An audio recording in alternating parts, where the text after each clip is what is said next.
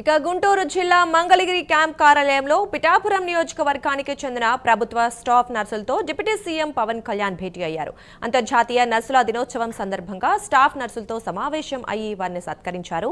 నియోజకవర్గ పరిధిలోని ప్రభుత్వ ఆసుపత్రుల్లో ప్రశంసనీయ సేవలు అందించిన 8 మంది స్టాఫ్ నర్సులను సత్కరించారు. వారి సమస్యలు అడిగి తెలుసుకున్నారు.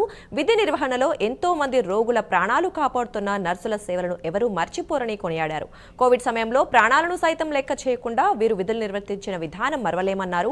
ఇటీవల సింగపూర్లో తన కుమారుడు మార్క్ శంకర్ ప్రమాదానికి గురైనప్పుడు ఆసుపత్రిలో ఉన్న సమయంలో అక్కడ నర్సులు చేసిన సేవలు చూసినప్పుడు మరోసారి మీ కష్టం గుర్తుకు వచ్చిందని పవన్ అన్నారు. తన దృష్టికి తీసుకువచ్చిన సమస్యలపై వైద్య ఆరోగ్య శాఖ మంత్రి సత్యకుమార్ యాదవ్ దృష్టికి తీసుకెళ్తానని పవన్ హామీ ఇచ్చారు.